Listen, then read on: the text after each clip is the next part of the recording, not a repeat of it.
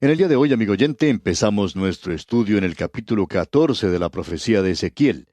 Y en esta sección en particular, como ya hemos indicado anteriormente, el profeta Ezequiel ha tenido mucho cuidado de presentar la palabra del Señor. Los profetas mentirosos han dado una esperanza falsa a la gente, y el profeta Ezequiel tiene que oponerse a eso. El Señor aquí está dando un bosquejo en presentar un caso de por qué juzgó esa ciudad como lo hizo. Y usted puede creer una cosa, que los principios que han sido señalados aquí están vigentes aún en nuestro día. Esos principios no han sido ineficaces. Dios aún juzga a las naciones. Usted puede notar que al llegar al capítulo 14, vemos la profecía contra la idolatría tocante a los ancianos y de la segura destrucción de Jerusalén. Este capítulo 14 se puede dividir en dos partes principales. Ambas comienzan con "Y vino a mí palabra de Jehová, diciendo".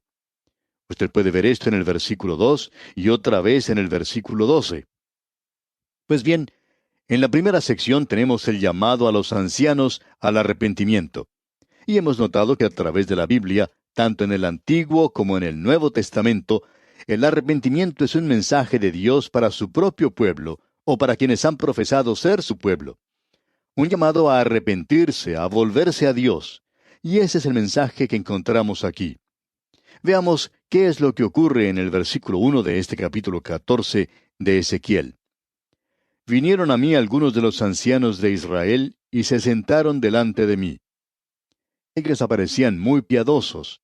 Ellos llegaban a la iglesia con una gran Biblia debajo de su brazo y pretendían que querían servir al Señor y querían escuchar lo que el profeta tenía que decir. Ahora en los versículos 2 y la primera parte del versículo 3 tenemos lo siguiente. Y vino a mí palabra de Jehová diciendo, Hijo de hombre, estos hombres han puesto sus ídolos en su corazón y han establecido el tropiezo de su maldad delante de su rostro. Ellos eran capaces de decir, hermano Ezequiel, nosotros no adoramos a los ídolos. Es decir, que ellos no tenían ningún ídolo hecho o fabricado para ellos, pero por cierto que los tenían en su corazón. Y usted puede ver esto en el día de hoy también. ¿Cuántos creyentes hoy podrían decir cuál fue el fracaso de Sansón? Él había pretendido ser el hombre de Dios, y el Espíritu de Dios vino sobre él algunas veces, y ese era el secreto de su poder. Nunca lo fue su cabello. No hay ninguna fuerza o poder en el cabello. Usted puede ir y hacerse cortar el cabello, y eso no le va a afectar en nada. Lo interesante, amigo oyente, es que el Espíritu de Dios vino sobre él. Luego llegó un día cuando salió de él, y él no lo sabía. Él no sabía que Jehová ya se había apartado de él. Y siguió jugando con el pecado, y al mismo tiempo queriendo ser un hombre de Dios. ¿Cuántas personas en la iglesia hoy están jugando con el pecado? Y estas personas piensan que pueden salirse con la suya. Eso no fue así, amigo oyente. El juicio es algo inevitable.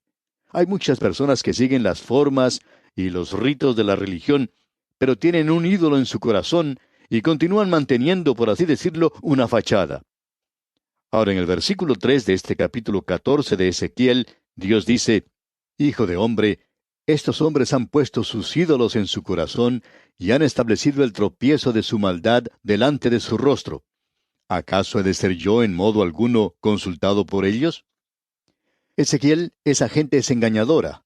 Ellos están pretendiendo que quieren escuchar tu mensaje, pero no lo quieren escuchar.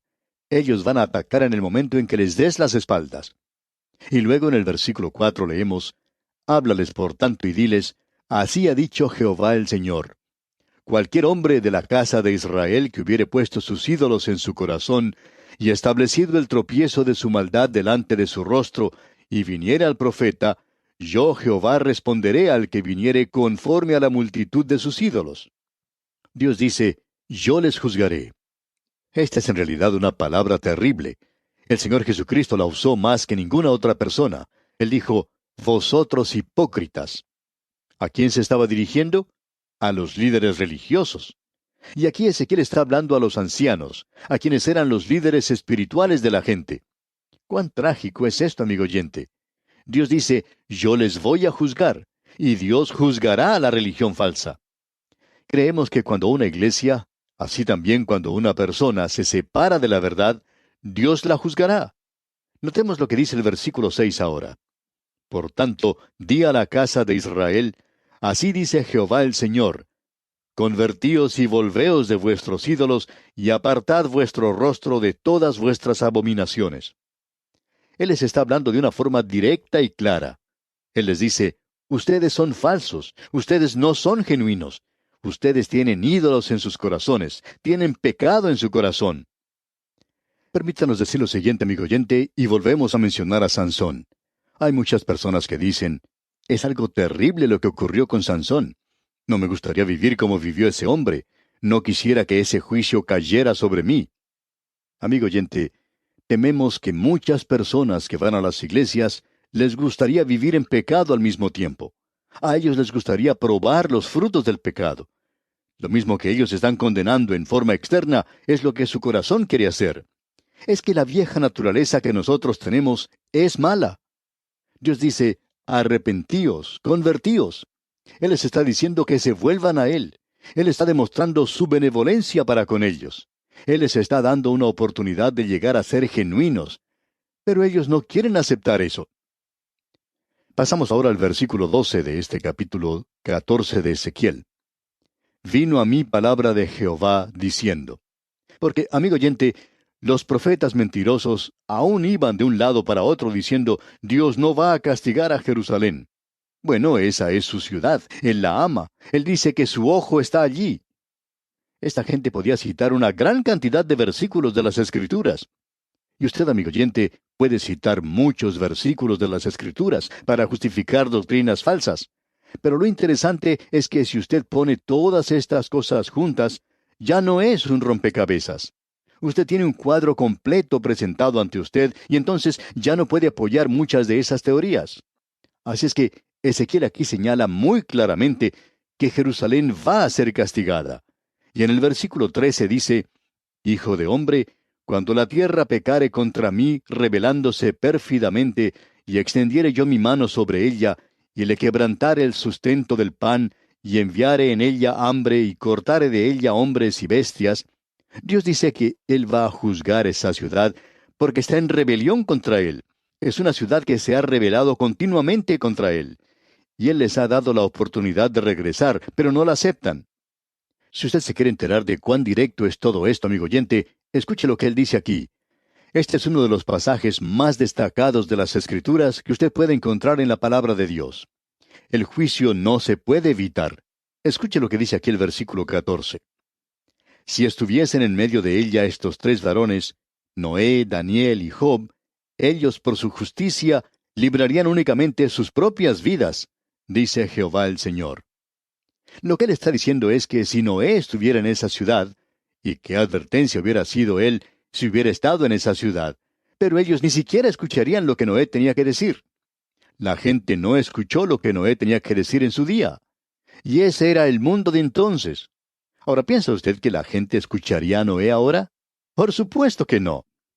Nos divierte bastante escuchar a la gente decir a veces, ¿no es algo emocionante el ver que están buscando el arca en esa zona y que la puedan encontrar? Amigo oyente, puede que la encuentren, pero quisiéramos hacer una pregunta. ¿Cuántos creyentes nuevos se logrará con eso? No creemos que se logre mucho. Aun si Noé estuviera aquí, la gente no le escucharía, no le creería. Quizá nos llamen viejos anticuados, pero amigo oyente, notemos a estas tres personas mencionadas aquí, Noé, Daniel y Job. Bien, hablemos de Daniel. Nabucodonosor escuchó lo que él tenía que decir. ¿Y qué tributo es ese? Ezequiel es el profeta, se encuentra con el remanente. Y allá en el palacio de Nabucodonosor, el primer gran gobernante mundial, tiene la compañía de Daniel. ¿Y qué tributo es ese? Esta gente sabía algo en cuanto a él. Ellos sabían que él era el hombre de Dios en ese lugar. ¿Y qué podemos decir de Job? Job fue un hombre que padeció mucho, pero aun si él se encontrara en aquella ciudad, él no ayudaría en nada. En nada. De ellos el Señor dice, ellos por su justicia librarían únicamente sus propias vidas. Ellos no podrían librar la ciudad. Y luego Dios dice en el versículo 17, «Oh, si yo trajere espadas sobre la tierra y dijere, espada, pasa por la tierra, e hiciere cortar de ella hombres y bestias, Él va a permitir que Nabucodonosor entre a la ciudad, y Él la va a destruir. Luego en el versículo 20 de este capítulo 14 de Ezequiel leemos, y estuviesen en medio de ella Noé, Daniel y Job.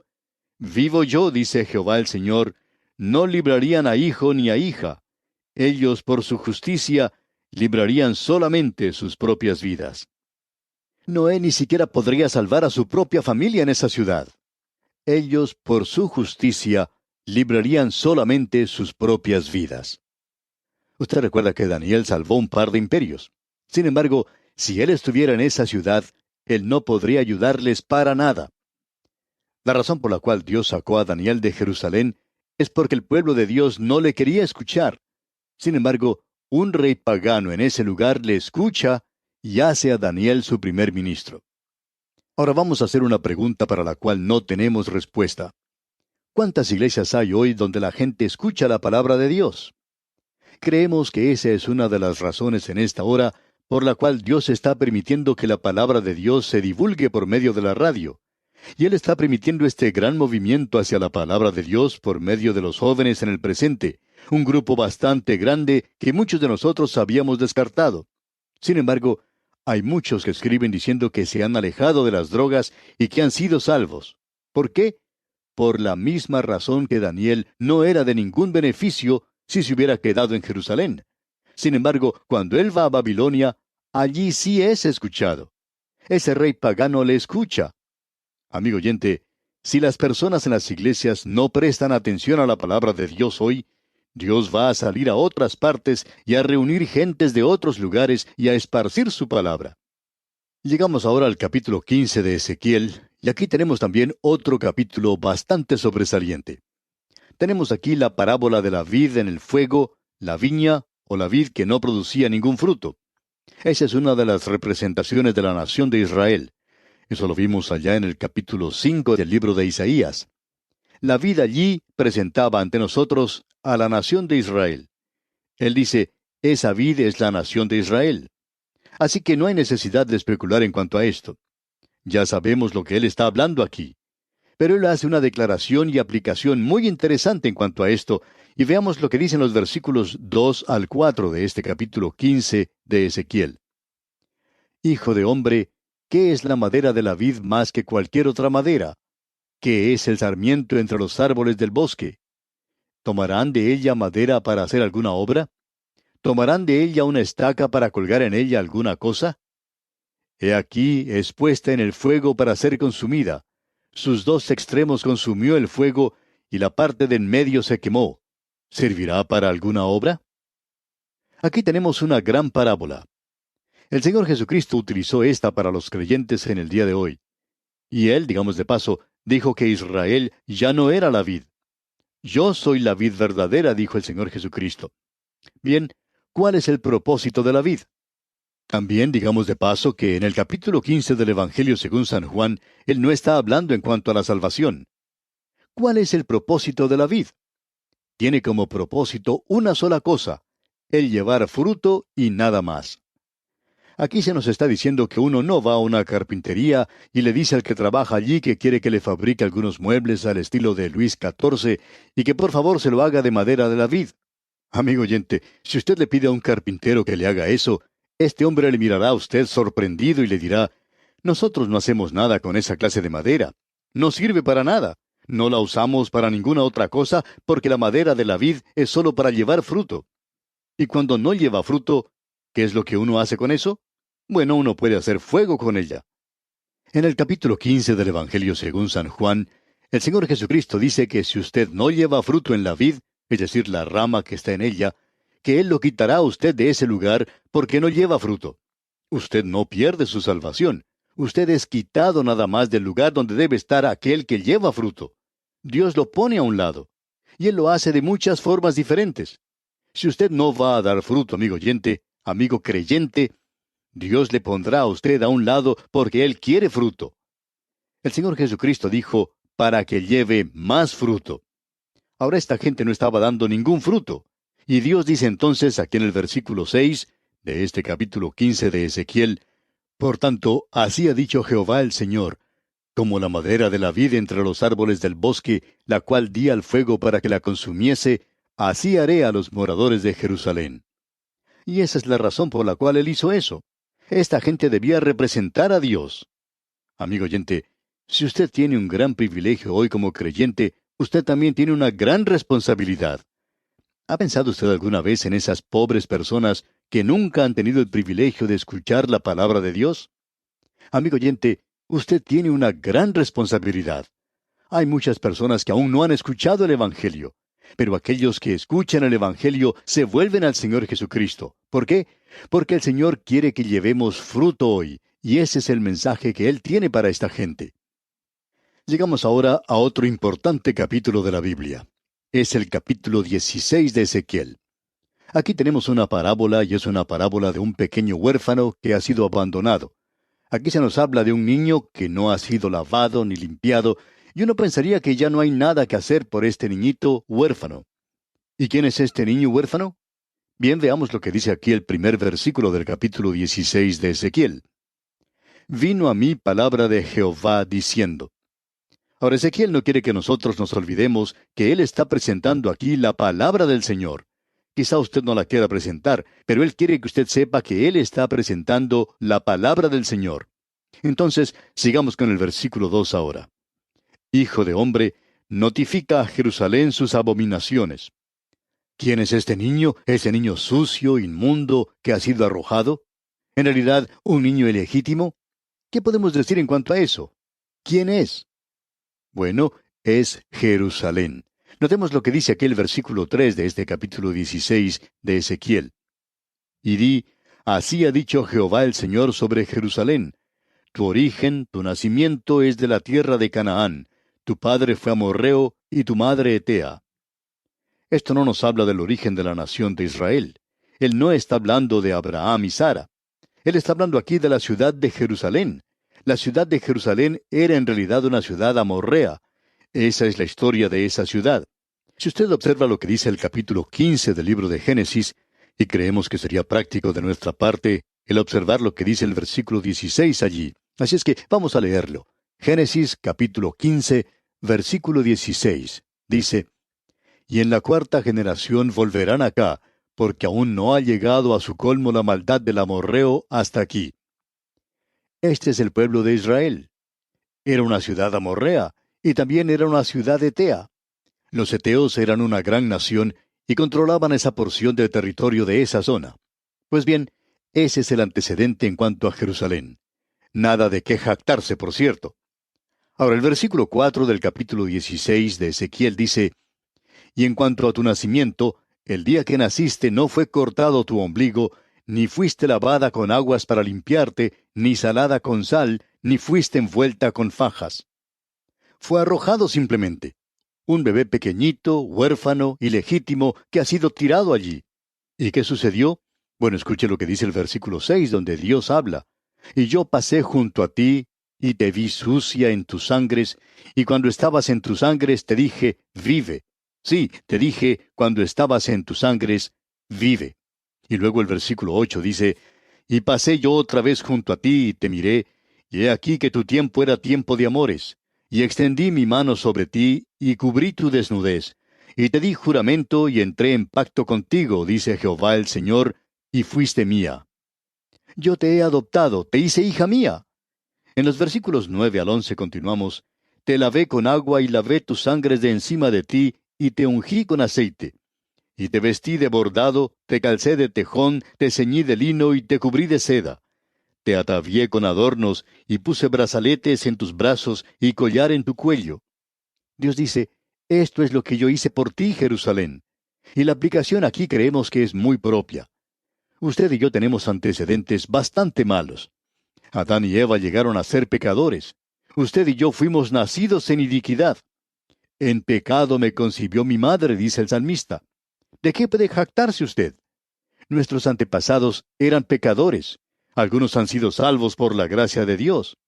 Amigo oyente, nuestro origen está en el pecado y nosotros estamos muertos en delitos y pecados. ¿Y qué sucedió? Él dijo, vive. Lo mismo que le dijo a esta ciudad. Él nos dijo a nosotros, tendrás que renacer. ¿Y qué sucedió? Bueno, Él hizo un pacto de que si usted confía en Cristo, Él le salvará.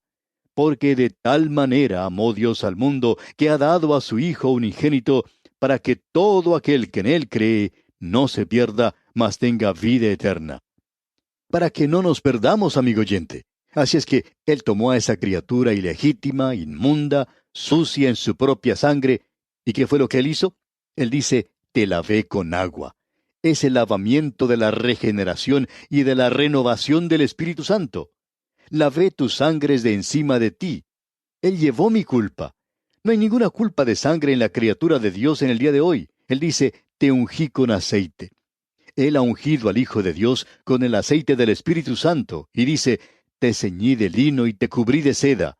Y a nosotros nos cubre la justicia de Cristo, y ahora podemos estar en la presencia de Dios. ¿Qué fue lo que sucedió con esa ciudad? Llegó a ser una prostituta. Y que Dios tenga misericordia hoy con el creyente que se vende a sí mismo al mundo por un plato de lentejas. Uno puede hablar de Saúl, de vender las cosas muy baratas, por cierto, pero ¿cuántos creyentes se venden hoy al mundo? Satanás puede comprar muchos de nosotros, amigo oyente. Él puede comprarnos de a montón. Ah, amigo oyente, el llegar a ser verdaderos para Dios en esta hora en la cual vivimos. ¿Qué mensaje el que tenemos en este capítulo? Amigo oyente, Ezequiel en realidad está diciendo mucho y muy claro aquí. Y vamos a detenernos aquí por hoy. Que el Señor le cubra de sus abundantes bendiciones es nuestra ferviente oración.